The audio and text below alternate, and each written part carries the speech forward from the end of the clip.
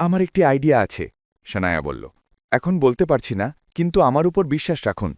যদি আমার প্ল্যান ঠিকমতো কাজ করে, তাহলে চেয়ারম্যান নিজেই আপনাকে আবাতারে ডাকবে এবং ভাইয়ের সঙ্গে ডিলও সাইন করবে। এ কথা বলে সানায়া হেসে সেখান থেকে বেরিয়ে গেল। ওদিকে গৌতম সব কাজ সেরে বাজারে সবজি আনতে পৌঁছে গেছে।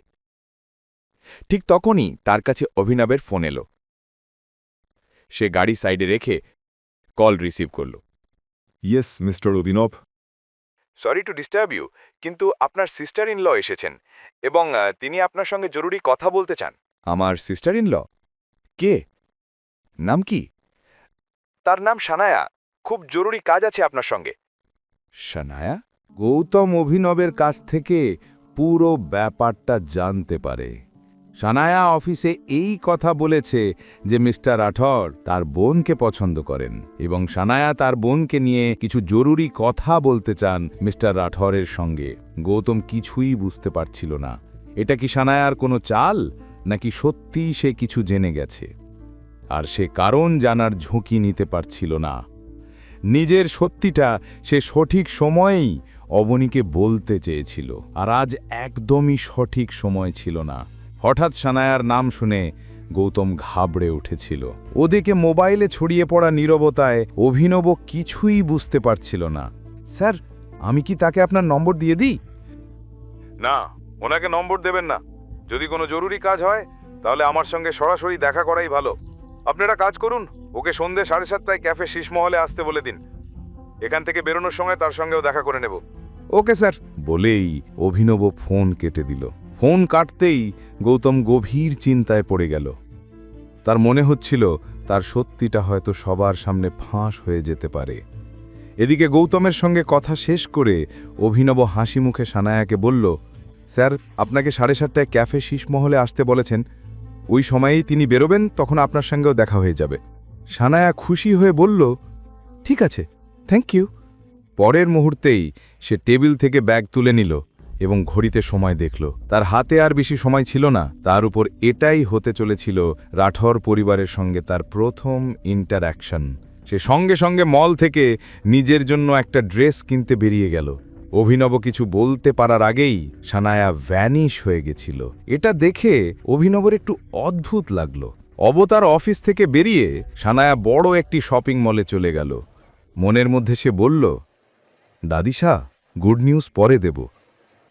আগে আমি দেখে তো নিই যে কে সেই মানুষ যে পুরো পৃথিবীকে বাদ দিয়ে অবনীর মতো মেয়ের প্রেমে পড়েছে এবং আমায় দেখা করতে এত তাড়াতাড়ি রাজি হয়ে গেল এই শুনে যে আমি অবনীর সিস্টার ইন ল।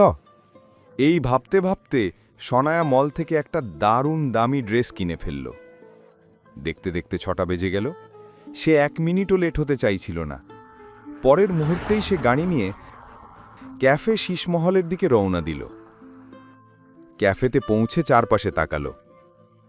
চারদিকে কেউ নেই, পুরো ক্যাফে ফাঁকা। ফাঁকা ক্যাফে দেখে সে কোণের একটি টেবিলে গিয়ে বসে পড়ল।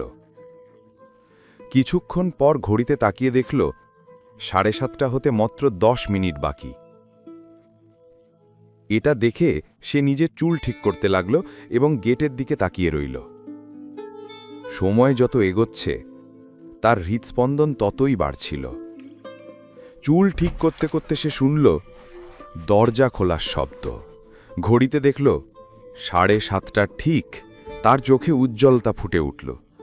পরের মুহূর্তেই সে হাসি মুখে চেয়ার থেকে উঠে দাঁড়াল। কিন্তু গেট খুলতেই সে দেখল একজন পুরুষ, যার পিঠ তার দিকে, চারপাশে ক্যাফে দেখছিল। সনায়া তার কাছে গিয়ে তার কাঁধে হাত রাখল, কিন্তু মুখ দেখেই তার পায়ের তলা থেকে মাটি সরে গেল। সামনে দাঁড়িয়ে আছে গৌতম। সনায়া চমকে নিজের সঙ্গে বলল, কি গৌতম রাঠোর পরিবারের? না, এটা কখনো হতে পারে না। এই ফাটিচার লোকের তো সুমের প্যালেসে ঝাড়ু দেওয়ারও যোগ্যতা নেই। আমি কি নাকি ভাবছি। ওদিকে সনায়াকে অবাক দেখে গৌতমও বুঝে গেল কিছু না কিছু গোলমাল হয়েছে। পরের কাহিনী জানতে দেখতে থাকুন পরবর্তী এপিসোডগুলো শুধুমাত্র পকেট এফএম ইউটিউব চ্যানেলে। আর রয়্যাল ওয়ারিশের সব এপিসোড শুনতে এখনই ডাউনলোড করুন পকেট এফএম অ্যাপ, লিংক দেওয়া আছে ডিসক্রিপশনে।